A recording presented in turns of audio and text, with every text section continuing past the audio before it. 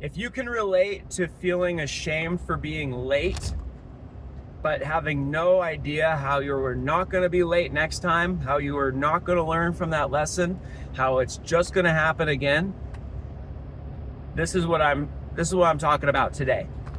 I have a appointment every Monday at 2:30. That appointment is with a very dear friend and counselor who I love to meet with. I love that meeting every single week. So you would think with all that love that I would make the meeting on time or, not forget. I would think that too. This is more of that cognitive dissonance. I don't understand why I have to apologize again for forgetting the meeting or being late to the meeting when I have it on my calendar. I have an alarm set on my alarm clock set for every Monday, 10 minutes to 2:20, right? Every Monday at 2:20, my phone goes off like a morning alarm. In addition, because I don't hear the calendar alerts anymore. I have changed my calendar alerts to be more loud and more obnoxious, which only dysregulates me and makes me mute my phone, because the phone going off is often grinding on my nerves. So, and also, have you ever heard of like alarm fatigue, where you get so many alerts because maybe you're busy, maybe your phone is like, I got text from work, I got text from home, I got calendar alerts for my family, I got calendar alerts for work, I got calendar alerts to say my mantras or to, do my breathing. Next thing you know, that little phone is only beeping chores. It's not beeping fun, right? If it was like bring, and you were like, oh, when I look at it, I'm going to get a huge dopamine reward. Then we would be like, oh my gosh, every time it goes off, I'm excited. But no, generally it goes off for another thing that, I got to do today. I'm tired because it's been a long week. It's been a long life. So I found out that I need to up the ante. It's like, that old thing, tie a string around your finger, to remember something. I mean, we're getting there, except for if I use that method, every hand would have, strings tied to them and I'd forget what they were for. Anyway, Mondays at 2:20, the alarm goes off. And I clear that alarm as fast as it goes off. And many times I do it just like my morning alarm without acknowledging why I set it, without knowing it's Monday, without knowing it's 2:20, without knowing that in 10 minutes I have the meeting that I love that I'm often late for. So there's no connection many times between these things. Then I get there late, usually, in a bit of a frantic, overstimulated, over apologetic, over self, deprecating energy. And then I have to profusely apologize to my, friend that I don't mean to waste your time or blow you off or send some signal that you're not important to me. And she is so gracious to say, well, I know, and I don't take it personally. Now, I've had so many shaming moments in my life that I don't believe her. But, that's my work.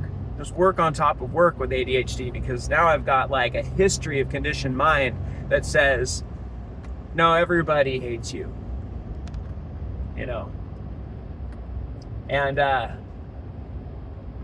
And so I have to, do the Byron Katie thing, which is like, do I know this to be true? How would it feel if I didn't believe this, right? Or however it goes, right? I got to question my, what I'm thinking, because many things that I think, because of a lifetime of untreated, undiagnosed, unappreciated, and uncompassionate ADHD, has got me thinking that, fear of abandonment comes in.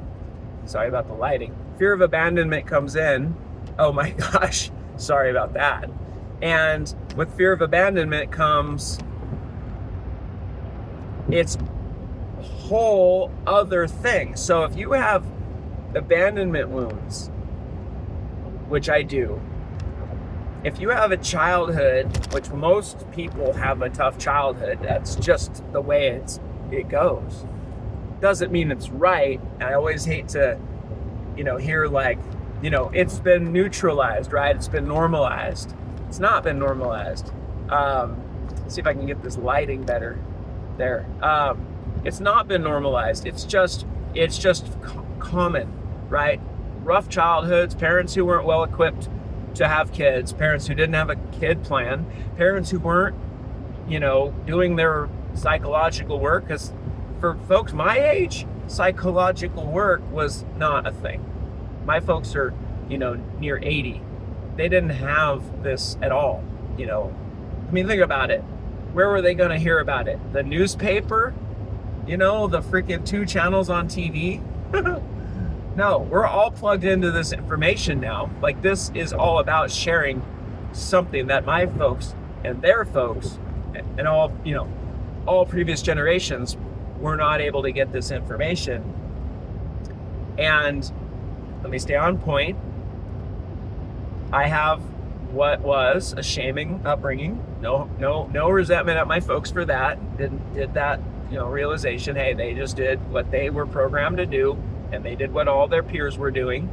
Yeah, many of us have folks that did more gnarly stuff than what their peers were doing. There are people who are watching right now that had, serious child abuse done to them, and sexual and physical and emotional abuse. Okay, I'm so sorry for that, and I got my own stories about that, but I'm keeping this to what can I do today? Experience, strength, and hope, right?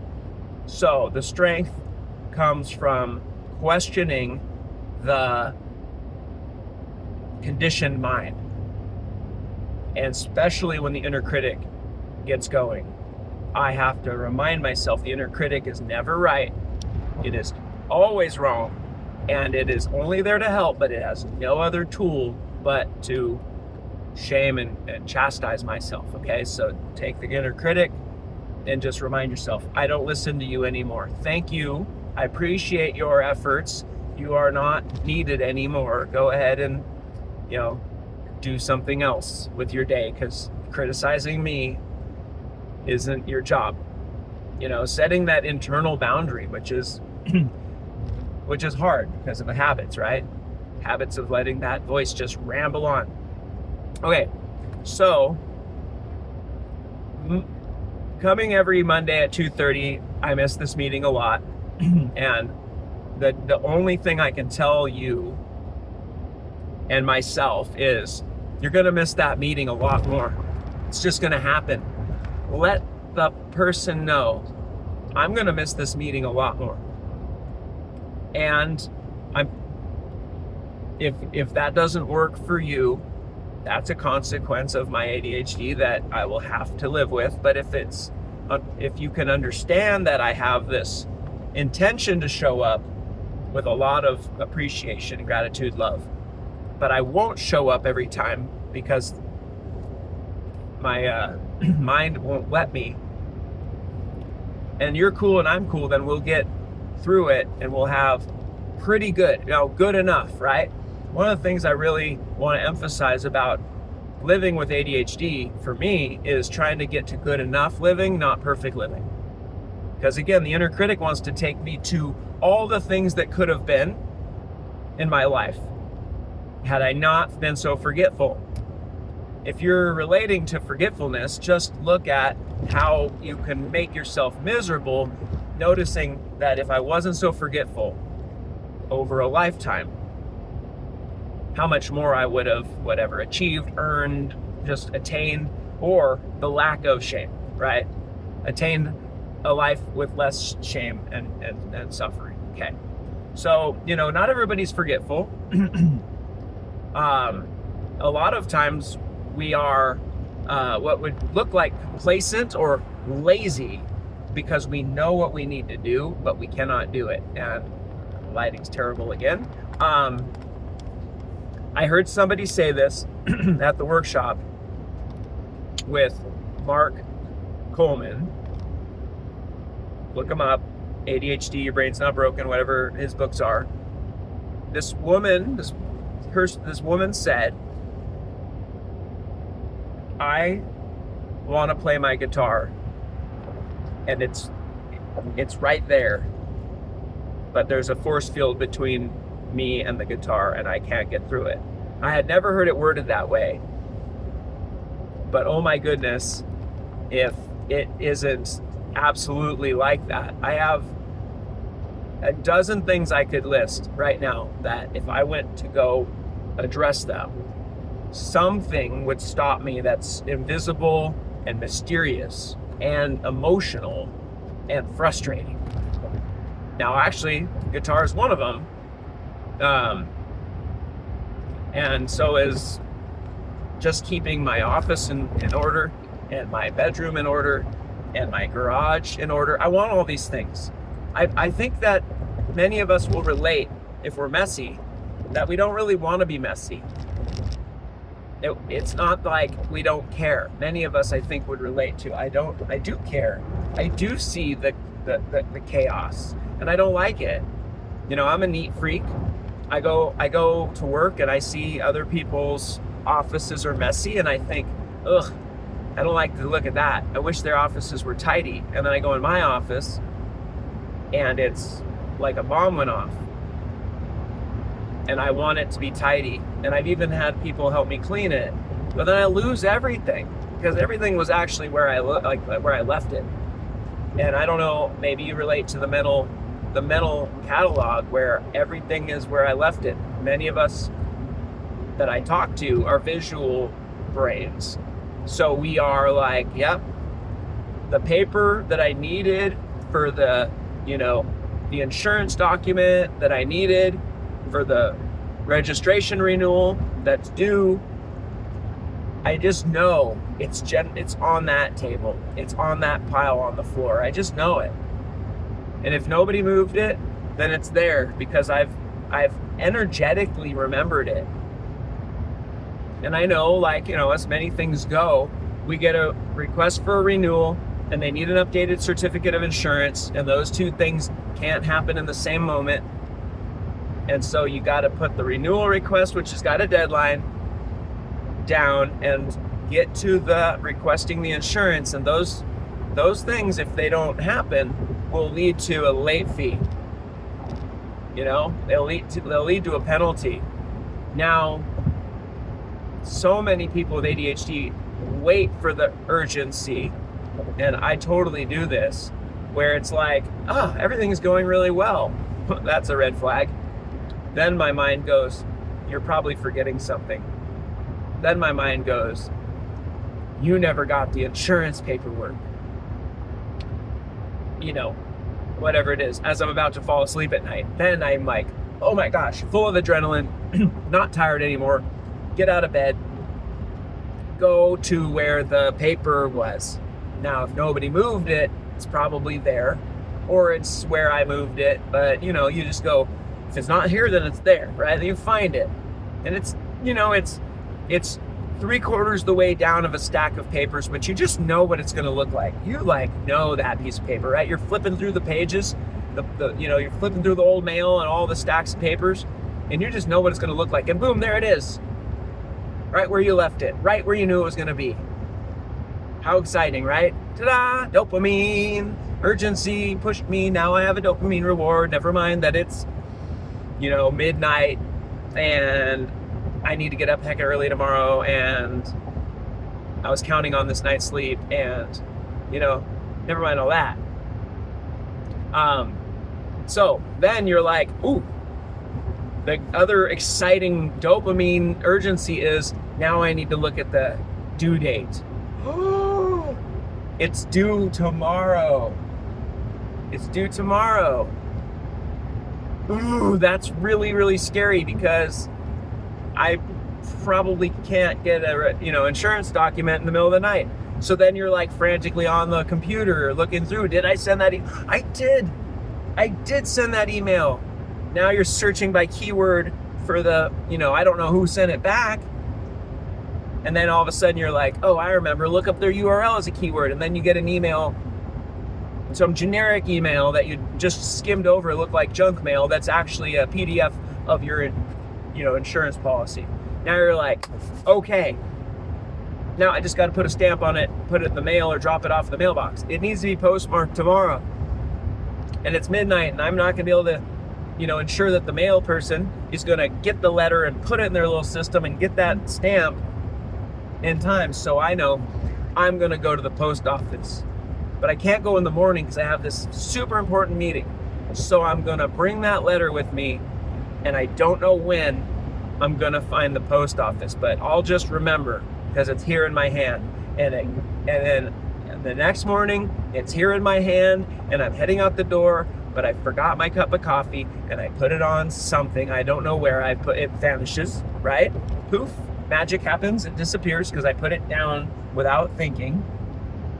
Because I was thinking coffee, reward, dopamine, magic in a cup, stimulation, pleasure, and now one important thing got replaced with the other, and I'm driving around during the day, an hour away from home, nowhere near the post office, then I see a post mailbox and I think, the letter,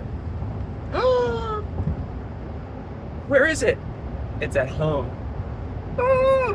Call the fam. Is it there? Can you take it to the post office? I'm frantic. Oh God, please, can I just call in a favor?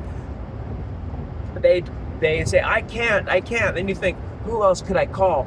Do I have a hide key? Can I call my brother? Is there somebody on like TaskRabbit I could call? Can I go to Craigslist and be like, will you run to my house? I need an ADHD coach. I need a second person. I need a personal assistant. I need two of me. I need one of me that's always in every place, ready to spring into action, all over a late fee. Maybe it's a huge, important late fee. Maybe it's your taxes. Maybe it's you're not going to get your, you can't drive your car if you don't renew the license. Maybe the consequences are so big that all of this is actually leading to some serious financial and personal harm. And so you start to think, I might need to cancel my day and drive home. But I have important meetings, and those meetings are all tied to my future, my success, my well-being, my income. And then I tell myself this: if my loved one was suddenly in the hospital, I would clear my calendar and just go without apology. Somebody's got to be cut loose from today's, commitments, promises, because this thing I forgot. So you call apologetically to the appointments and commitments for the rest of the day, and you think, should I lie? Oh, I come down, it's coming out both ends. I just can't make the meeting. Or should I be honest? I'm an ADHD nightmare, and I can't, let me tell you 5 minutes of backstory about what a shit show I am, pardon the language. Or do you just leave it a mystery because it's nobody's business, and you'll never explain yourself enough, and you just say, something's come up, I can't make it, I'm sorry. And then you race home, and you find the letter, and you race to the post office, and you drop it in the box, and now you're like, what the heck, dude? What the heck was all that? From midnight last night to 4:45 p.m. today, my life has been completely dominated by this one forgotten task from a month and a half ago. And now the inner critic wants to jump in and say, oh yeah, you are always like this, and now all the people that you've let down, you're never going to get it, you're no good, you're broken, you're all these bad things. That's what the inner critic will tell me. And I go into a depressive funk. And maybe I go to Psychology Today and I search for some sort of like coach, therapist. I go on ChatGPT and I search for cures for ADHD. I go, whatever. I look at my finances and wonder if I could have a personal assistant. I wonder if there's a part-time personal assistant. I've even gotten to this place where I found somebody who would just come over to my house and clean up behind me. And I felt so ashamed that I had to have this, that it was a whole other, mental suffer fest. So all I can say is that the best thing I've got going for me right now is shut the inner critic up. Do not measure the consequences. Do not take tally or take score. Don't take score. This is similar to relationship advice I've heard for couples. Same with the inner couple. Me and my inner critic. Do not take score. Do not keep tally, and do not think about retribution and punishment. Do not seek justice against yourself. What Mark Coleman said, in essence, was just be nice to yourself. It's gonna be a permanent condition. We can find tools to reduce things. We can outsource our executive function. We can create some systems little by little that work. I want to take a video when I can of my new system. I have many little systems that only last a month. But this new system is to take my stupid daily vitamins, because my doctor was like, you're kind of like, when you tell me what you eat, you sound like you're malnourished. I'm like, well, yeah, because the ADHD diet is, I forgot to eat, I forgot to drink, I went the whole day without eating.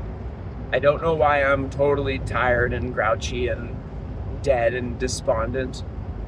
Oh yeah, probably that feeling in my stomach that I've become pretty desensitized to is hunger, and now I just binge on like chips and salsa, something super delicious and not that full of nutrition. Or I am noticing that tired feeling is something I shouldn't have. I'm about to go have an important client meeting. I need to be a little bit peppy. So I stop by the gas station, the Quick Mart, and I get what? Well, now here comes dopamine reward seeking function goes, I love Red Bull and Doritos so much. That is such a comfort food. I am gonna not be able to stop myself from getting Red Bull and Doritos. And then I think I should probably get something healthy too. And then I go, well, I could get nuts, or I could get a Snickers bar because it's got nuts in it, or I can get now total decision fatigue, or I can spend way too much time.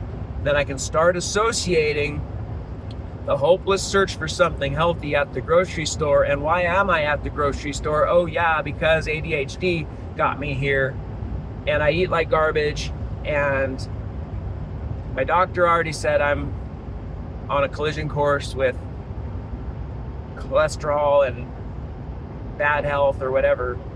And now all of that dog piles in because I'm standing in the freaking trail mix aisle at the freaking AM/PM looking at the entirety of my life, and ADHD got me into this mess. While other people, I imagine, are just like hitting all their goals every day, every minute of every day. They're just checking boxes without emotional pain.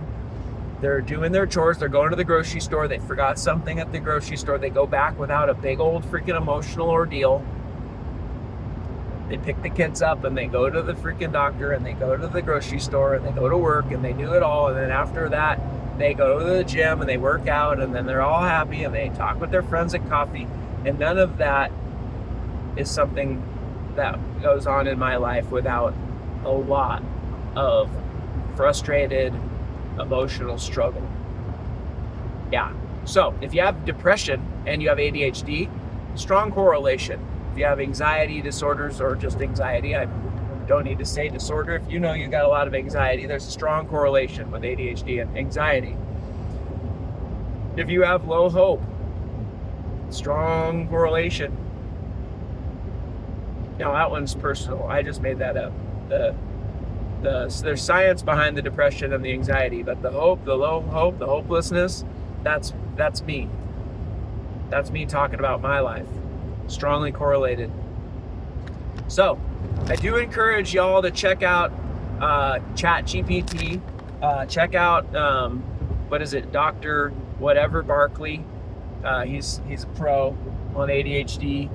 Gabor Mate has a little bit of a different angle on ADHD and childhood trauma. Not a bad idea for me to consider all angles.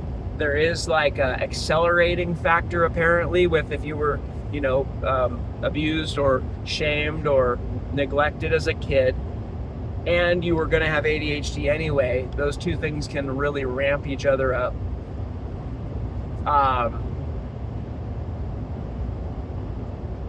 Talk about this stuff. That's what this channel is about.